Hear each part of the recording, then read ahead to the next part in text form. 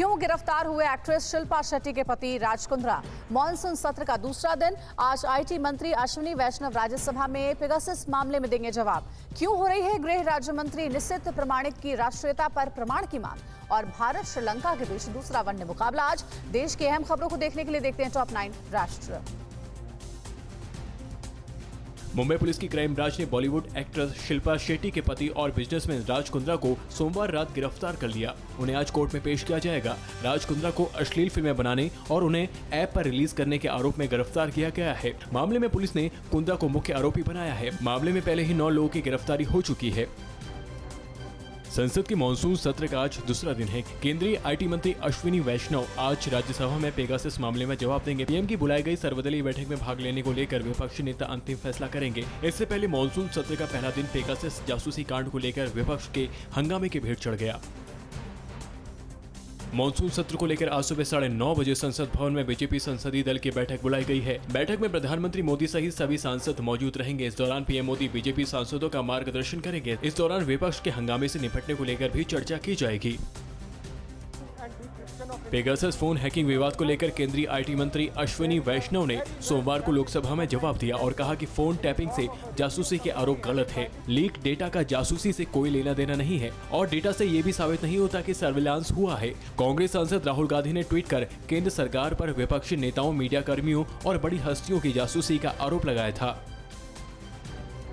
Pegasus जासूसी कांड को लेकर गृहमंत्री अमित शाह ने कहा कि इस तथाकथित रिपोर्ट के लीक होने का समय और फिर संसद में बाधा देखकर ही षड्यंत्र का पता चल रहा है। लेकिन विघटनकारी और अवरोधक शक्तियां अपनी साजिशों से भारत की विकास यात्रा को रोक नहीं पाएंगी। मॉनसून सत्र देश में विकास के नए मापदंड स्थापित करेगा।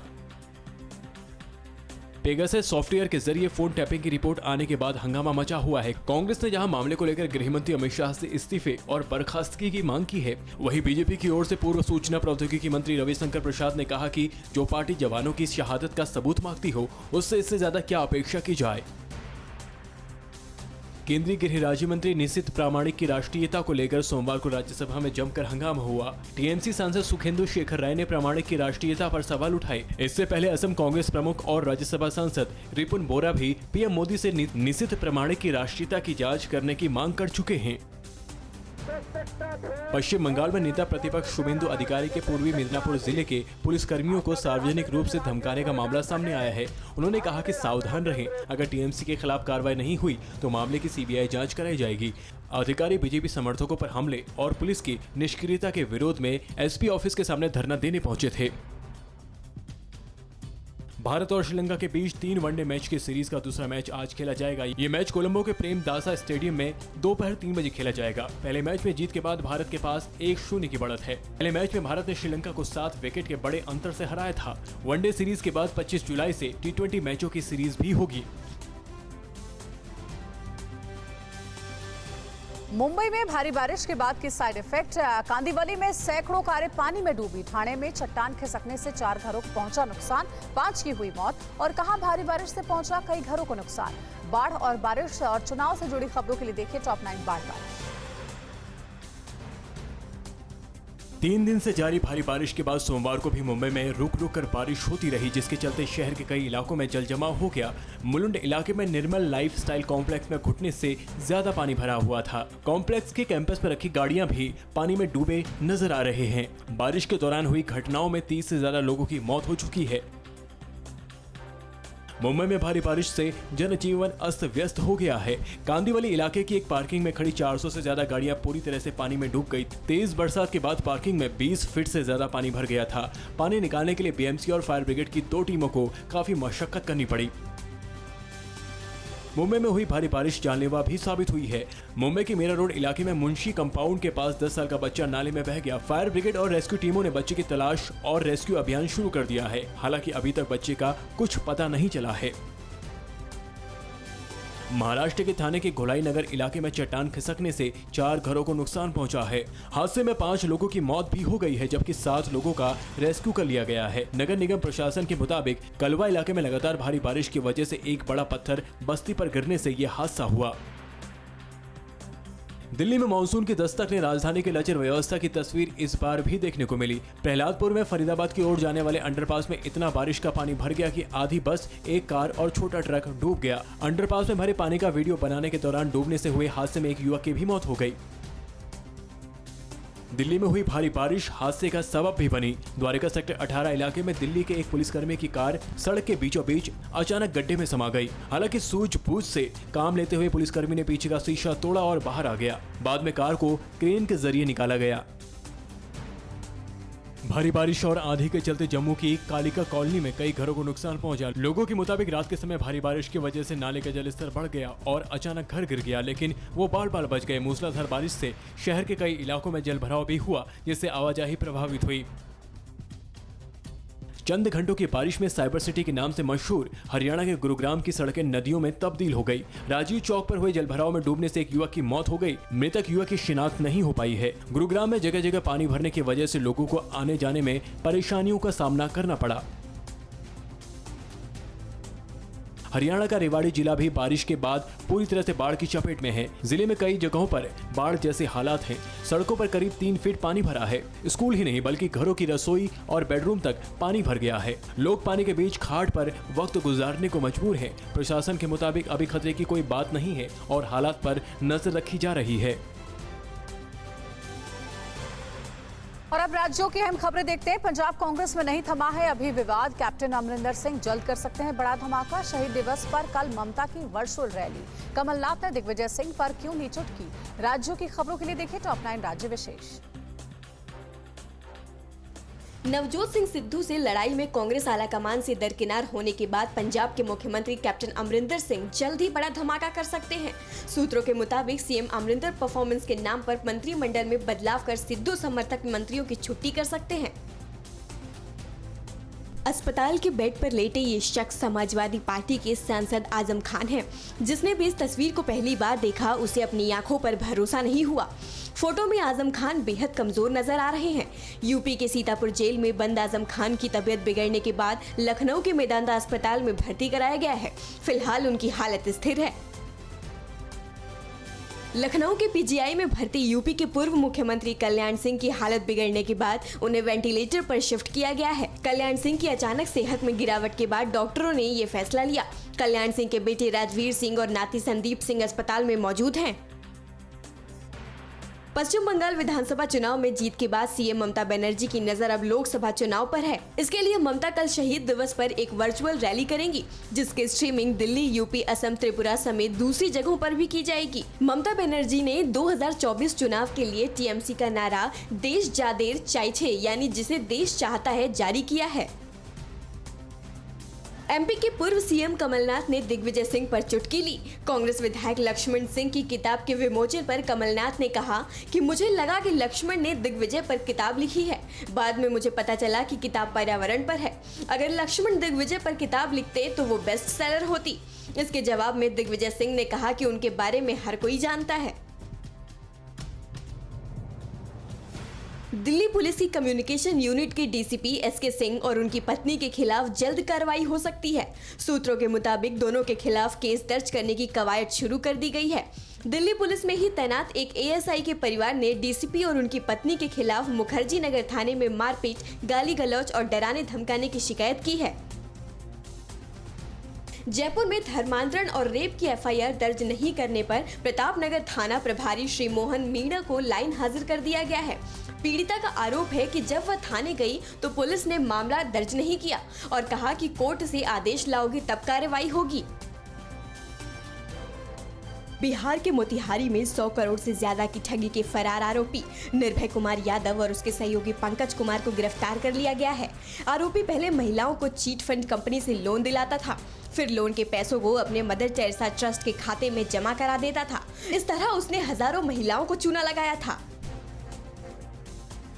कोलकाता में पुलिस हेडक्वार्टर के बाहर कांस्टेबल के पद पर तुरंत भर्ती की मांग को लेकर युवकों ने प्रदर्शन किया, जिन्हें हटाने के लिए पुलिस ने लाठीचार्ज किया और कई प्रदर्शनकारियों को हिरासत में लिया। इन युवकों को 2020 में पुलिस की परीक्षा पास करने के बाद भी अभी तक नौकरी नहीं मिली है। कहां मिली डबल वेरिएंट से संक्रमित महिला? डॉक्टर, कोरोना की तीसरी लहर पर क्यों बट गए दो बड़े साइंटिस्ट? कहां वैक्सीनेशन के लिए दौड़े लोग और उड़ाई कोविड प्रोटोकॉल की धज्जियां? देखते हैं टॉप 9 कोरोना से जान।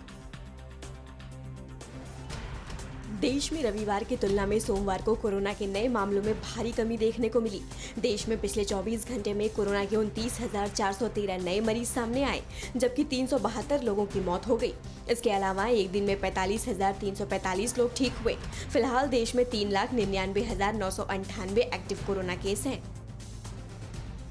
असम के गुवाहाटी में एक महिला डॉक्टर कोरोना के डबल वेरिएंट से संक्रमित मिली है। एक ही वक्त पर दो वेरिएंट से पीड़ित होने का ये देश में पहला मामला है। हैरान करने वाली बात ये भी है कि महिला डॉक्टर कोरोना वैक्सीन की दोनों डोज ले चुकी है। उनके सैंपल में अल्फा और डेल्टा वेरिएंट मिले हैं। कोरोना की तीसरी लहर पर देश के दो बड़े वैज्ञानिक आपस में बट गए हैं। आईसीएमआर के प्रमुख वैज्ञानिक सिमरन पांडा ने दावा किया है कि अगस्त के आखिरी तक तीसरी लहर आएगी। उस दौरान रोज 1 लाख नए केस आएंगे। इसके उलट आईआईटी कानपुर के प्रोफेसर मणिंद्र अग्रवाल ने कोरोना की तीसरी लहर के खतरनाक होने की आशंका को खारिज करते हुए कहा कि भारत हर्ड इम्यूनिटी के नजदीक है, इसलिए डरने की कोई जरूरत नहीं है। कोरोना को लेकर दिल्ली एम्स के डॉक्टर ने लोगों को सावधानी बरतने को कहा है। दिल्ली एम्स के मेडिसिन विभाग में प्रोफेसर डॉक्टर नीरज निश्चल ने कहा कि अगले 1 से 2 साल जब तक कोरोना पूरी तरह से काबू में नहीं आ जाता, हमें ऐसा कोई भी काम नहीं करना है जिससे हालात बेकाबू हो जाएं। डॉक्टर निश्चल ने ये भी बताया कि अभी भी दूसरी लहर का असर बाकी है।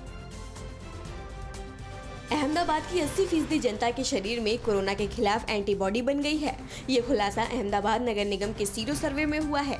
सर्वे में ये भी पता चला है कि जो लोग कोरोना वैक्सीन की दोनों डोज लगवा चुके हैं, उनके शरीर में एंटीबॉडी का स्तर उन लोगों से ज्यादा है जिन्होंने वैक्सीन की एक भी डोज नहीं लगवाई है। देश में सोमवार को कोरोना वैक्सीन की करीब 48 लाख डोज लगाई गई, जिसके बाद कुल वैक्सीनेशन का आंकड़ा 41 करोड़ के पार पहुंच गया। स्वास्थ्य मंत्रालय ने बताया कि अब तक 18 से 44 साल के लोगों को 13 करोड़ 24 लाख डोज दी गई है। केंद्रीय स्वास्थ्य मंत्री मनसुख मांडविया के मुताबिक पिछले 24 दिन में कोरोना के 10 करोड़ टीके लगाए गए हैं। मध्य प्रदेश के राजगढ़ में कोरोना वैक्सीन लगवाने के लिए नरसिंहगढ़, तलेन और ब्यावरा वैक्सीनेशन सेंटर पर हजारों लोगों का हुजूम उमड़ पड़ा। भीड़ का आलम ये था कि आधा किलोमीटर तक लोग बिना सोशल डिस्टेंसिंग के कतारों में खड़े दिखे। वैक्सीनेशन सेंटर पर डोज कम पड़ने पर हंगामा भी हुआ, यहाँ तक कि पुलिस को आकर हालात संभालने पड़े। पुरुष हो या महिलाएं, हर कोई कोरोना वैक्सीन के लिए दौड़ लगा रहा है। ये वीडियो मध्य प्रदेश के धार जिले के धामनोद का है, जहां सुबह 5 बजे ही वैक्सीनेशन सेंटर पर टीका लगवाने वालों की भारी भीड़ जुट गई और जैसे ही सेंटर का गेट खुला, लोग दौड़ पड़े। इस दौरान सोशल डिस्टेंसिंग की जमकर धज्जियां उड़ी। दिल्ली और उत्तर प्रदेश में न के बराबर कोरोना के नए केस मिल रहे हैं। दिल्ली में पिछले 24 घंटे में 36 नए मरीज सामने आए, जबकि सिर्फ 3 लोगों की मौत हुई। वहीं यूपी में एक दिन में कोरोना के 37 नए मामले दर्ज किए गए और 7 लोगों की मौत हुई। कोरोना काल में बकरीद पर केरल में पाबंदियों में छूट के खिलाफ आज सुप्रीम कोर्ट में होगी सुनवाई। केरल में कोरोना संक्रमण के क्या है हालात और ब्रिटेन में महामारी का एक और नया वेरिएंट जिसने मुश्किलें बढ़ा दी हैं। देखते हैं टॉप 9 महामारी। कोरोना संक्रमण के बीच केरल में बकरीद को लेकर राज्य सरकार की ओर से पाबंदियों में दी जाने वाली छूट के खिलाफ याचिका पर आज सुप्रीम कोर्ट में सुनवाई होगी। आईएमए ने राज्य सरकार को रियायत पर चेताते हुए इसका कड़ा विरोध किया है। सोमवार को हुई सुनवाई के बाद सुप्रीम कोर्ट ने केरल सरकार को नोटिस भेजकर जवाब मांगा है। देश भर में कल बकरीद मनाई जाएगी। केरल में कोरोना संक्रमण को लेकर पिछले 2 दिनों की तुलना में सोमवार को मामूली सुधार देखने को मिला। सोमवार को राज्य में 9,931 नए केस सामने आए, जबकि 58 लोगों की मौत हो गई। शनिवार को 16,000 से ज्यादा और रविवार को करीब 14,000 केस मिले थे। राज्य में संक्रमण के हालात चिंताजनक होने पर भी बकरीद के मौके पर छूट के ऐलान को लेकर सवाल उठ रहे हैं। कोरोना संक्रमण के खतरे को देखते हुए असम सरकार ने बकरीद के मौके पर नमाज अदा करने को लेकर गाइडलाइंस जारी की हैं। मस्जिदों में एक साथ 5 से ज्यादा लोगों को नमाज की इजाजत नहीं होगी। लोगों से बकरीद पर भीड़ लगाने से बचने को कहा गया है। आंध्र प्रदेश सरकार ने भी मस्जिदों में 50% क्षमता के साथ ही नमाज की इजाजत दी है। मध्य प्रदेश की शिवराज सरकार ने कोरोना काल में अनाथ हुए बच्चों की देखभाल के लिए उनके सबसे नजदीकी रिश्तेदार के अकाउंट में 16,40,000 रुपए ट्रांसफर किए। एमपी सरकार ने अनाथ हुए बच्चों के लिए 5,000 रुपए हर महीने देने का ऐलान किया था। शिवराज ने कहा, हर जिले में अनाथ बच्चों की देखभाल के लिए पालक अधिकारी की भी नियुक्ति की जाएगी। कोरोना काल में रिटेल सेक्टर में बिक्री बुरी तरह प्रभावित हुई है। रिटेलर्स एसोसिएशन ऑफ इंडिया ने एक सर्वे में कहा है कि जून में खुदरा बिक्री साल 2019 की तुलना में इस साल 50% गिरी है। स्पोर्ट्स गुड्स कैटेगरी में सबसे अधिक 66% कमजोरी दर्ज की गई है, जबकि फूड और ग्रोसरी बिजनेस में सबसे कम 7% की कमजोरी दर्ज की गई है। उत्तराखंड में आज से कुछ रियायतों के साथ कोरोना कर्फ्यू एक सप्ताह के लिए बढ़ा दिया गया है। उत्तराखंड सरकार ने कहा है कि अब उत्तराखंड के अंदर एक स्थान से दूसरे स्थान पर जाने के लिए लोगों को कोविड की नेगेटिव RT-PCR जांच रिपोर्ट दिखाने की जरूरत नहीं होगी। दुकानें हफ्ते में 6 दिन सुबह 8 से रात 9 बजे तक खुलेंगी।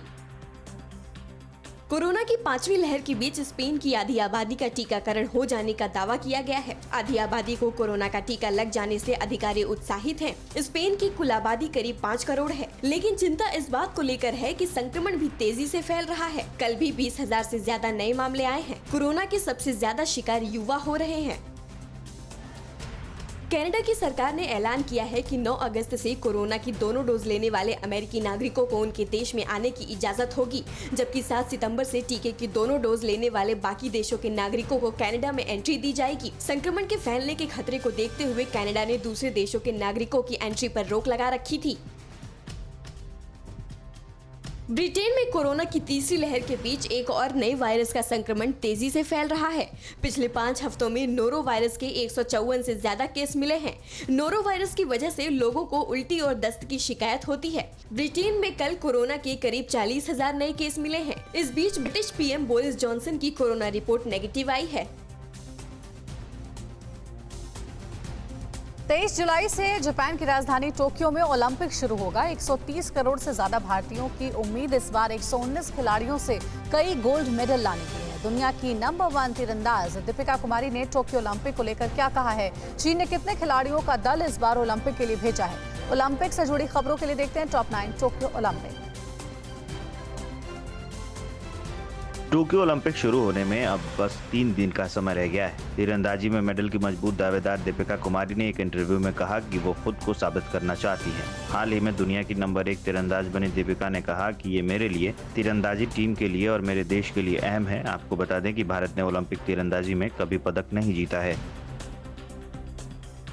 भारतीय निशानेबाज जीतू रॉय ने कहा है कि शूटिंग में मेडल के लिए सौरभ चौधरी का दावा सबसे मजबूत है। सौरभ चौधरी भारत के पदक जीतने के सबसे बड़े दावेदारों में से हैं। Saurabh Chaudhary 10 metre air pistol में भारत की नुमाइंदगी करेंगे। जीतू रॉय ने कहा कि सौरभ चौधरी कुछ अलग ही हैं। उसके नाम इस समय विश्व रिकॉर्ड है। उसे टोक्यो में जीतना चाहिए। टोक्यो ओलंपिक्स में टेनिस के लिए भारतीय दल के सिलेक्शन को लेकर विवाद हो गया है। सीनियर खिलाड़ी रोहन बोपन्ना ने कहा है कि भारतीय टेनिस फेडरेशन ने खिलाड़ियों के चयन की प्रक्रिया को लेकर हर किसी को अंधेरे में रखा। ओलंपिक में टेनिस खिलाड़ियों के चयन का विवाद काफी समय से चला आ रहा है। टोक्यो ओलंपिक में भारतीय खिलाड़ियों का मनोबल बढ़ाने के लिए पश्चिम बंगाल के मशहूर हावड़ा ब्रिज को खूबसूरत रोशनी से सजाया गया है। हावड़ा ब्रिज को अलग अलग रोशनी के रंगों से इस तरह सजाया गया है ताकि टोक्यो ओलंपिक में हिस्सा लेने गए भारतीय दल का उत्साह और बढ़े। इस बार भारत ने अब तक का सबसे बड़ा 119 खिलाड़ियों का दल टोक्यो ओलंपिक में भेजा है। टोक्यो ओलंपिक के खेल गांव में कोरोना के 4 केस मिलने के बाद आयोजन समिति सभी सख्त एहतियात बरत रही है। सोमवार को राजधानी टोक्यो में 727 नए केस मिले। संक्रमितों की पहचान के लिए खास तकनीक का भी इस्तेमाल किया जा रहा है। ओलंपिक आयोजन से जुड़े 58 अधिकारी और कर्मचारी अब तक संक्रमित हो चुके हैं। खिलाड़ियों को भी जरूरी निर्देश दिए जा चुके हैं। टोक्यो ओलंपिक में हिस्सा लेने के लिए चीन के खिलाड़ियों का एक और दल टोक्यो पहुंच गया है। टोक्यो पहुंचने वाला ये चीन का चौथा दल है। चीन ने इस बार 431 खिलाड़ियों का दल ओलंपिक के लिए भेजा है, जिसमें 298 महिला एथलीट हैं जबकि 133 पुरुष एथलीट हैं। चीनी खिलाड़ी ओलंपिक के 225 इवेंट में हिस्सा लेंगे। चीनी खिलाड़ियों ने कल खेल गांव में अभ्यास भी किया।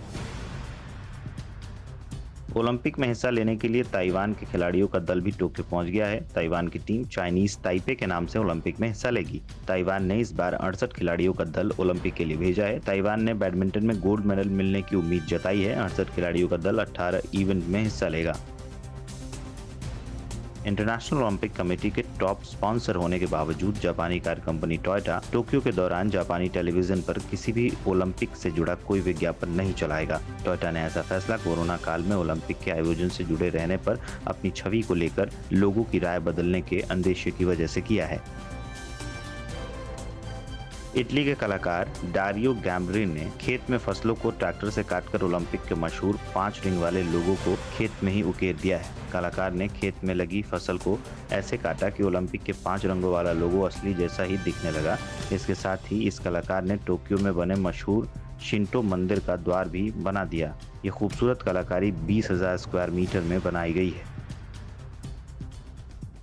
अड़ी सोमवार से शुक्रवार शाम 6 बजे सिर्फ TV9 भारतवर्ष पर।